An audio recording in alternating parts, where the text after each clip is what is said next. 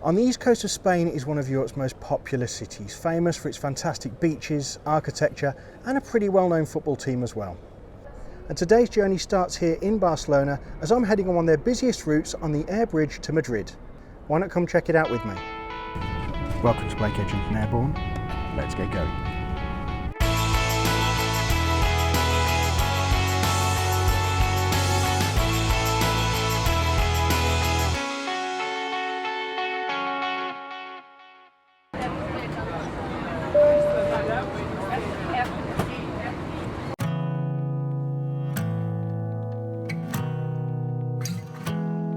Well, it's been just over a year, but I'm back at one of my favourite terminals in Europe. Barcelona Terminal 1 is about 7 miles from the city itself and is used by a number of major international airlines and of course Iberia. The check-in area is functional, but the real highlights are after security, so let's take a look.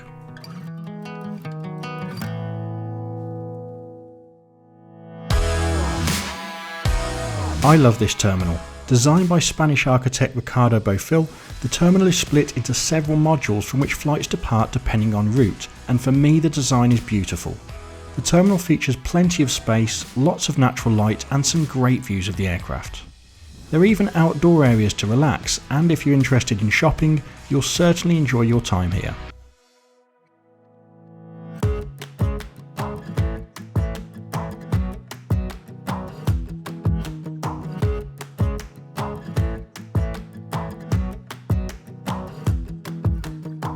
So that's a very quick tour around Barcelona Airport, one of my favourite airports in Europe, I must say. Sadly, I don't have a great deal of time here today due to the late arrival of my previous flight, and my flight to Madrid has now been called.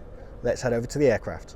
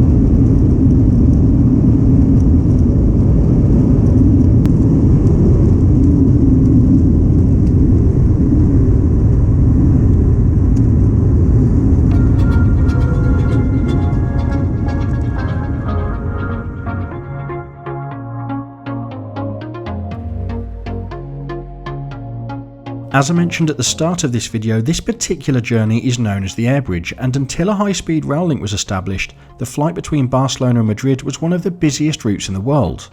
Today it's still very popular, and Iberia operate multiple flights between the cities daily. My trip of course is operated by one of Iberia's 11 A321 aircraft, and in a moment we'll take a look at the onboard experience, but first let's check out the cost of this trip.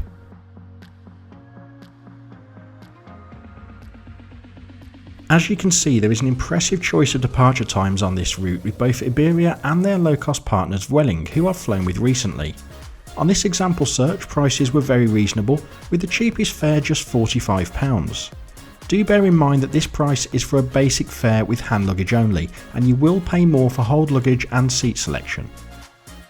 So what can you expect from your Iberia flight? Well, if you fly in the A321, you'll find space for up to 200 passengers depending on how many business class passengers are on board.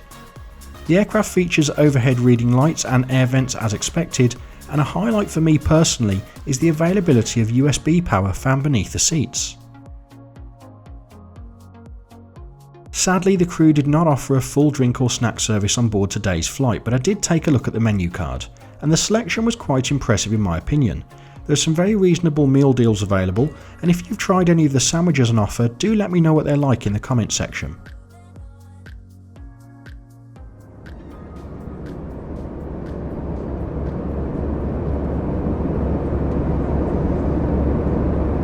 So we're well on the way to Madrid now. Let's take a moment to check out the scenery you could expect if you choose to fly with Iberia.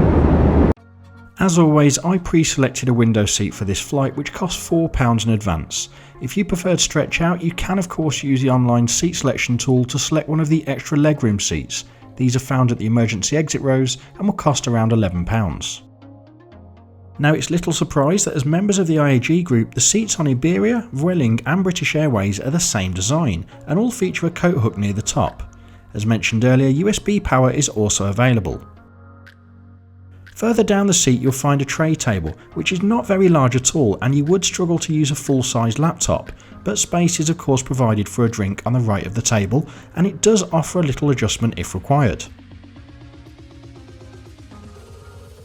The seat pocket found towards the bottom of the seat offers a good amount of space, but there is already quite a lot of literature in here, including the A321 safety card, the Ronda in-flight magazine, drinks and snacks selection, and finally a shopping guide as well. One thing that did surprise me was the legroom. I was quite comfortable on this flight, and to be honest I was expecting a little worse from this seat, so I was pretty impressed overall.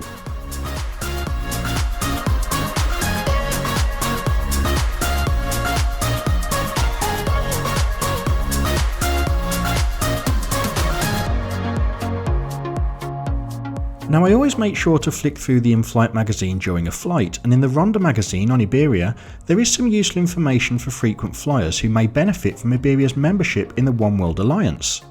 With their partners, Iberia offer a very extensive route network not only in Europe but worldwide. The airline's long-haul flights are operated by their wide-body Airbus aircraft, and I'll be releasing my Iberia A340 business class experience very soon. To be sure that you don't miss that video, make sure you subscribe to this channel, and you can also follow my flights and latest updates via my social media accounts. You can even support me on Patreon and be mentioned in future videos, just like Laurie Davies, whose generous donations support future flights. I hope that you've enjoyed the video so far. There's a little bit left to go. Of course we'll be landing, and at the end of the video I'll share my final thoughts. Stick around for that.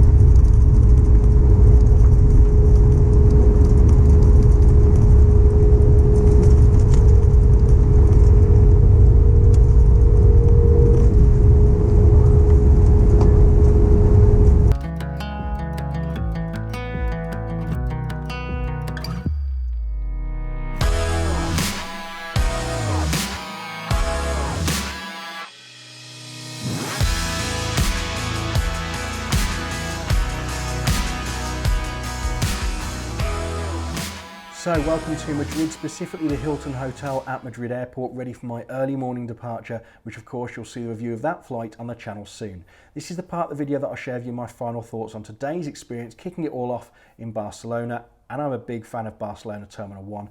I love the design of the terminal in general. There's a fantastic selection of shops and restaurants to choose from, and I like the fact there's some really great views of the aircraft for an aviation enthusiast like me. Sadly, boarding today from the A gates was pretty chaotic, and that's down to the fact there were so many passengers that have maybe not been in Barcelona for too long that had roller bags to take into the cabin. Now, these were so large and there were so many of them that the majority of these bags had to be checked at the gate, which slowed everything down.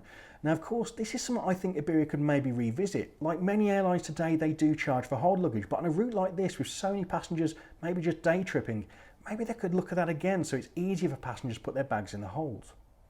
Now, the flight itself was surprising in a couple of ways. First of all, I was very surprised by how comfortable the seat was. There was a generous amount of legroom in my opinion, and I also like the fact there was USB charging available.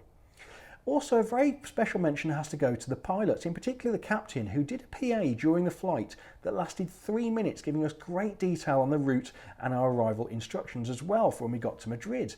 And that was just in English. He did it in Spanish as well, so big thumbs up to the pilots.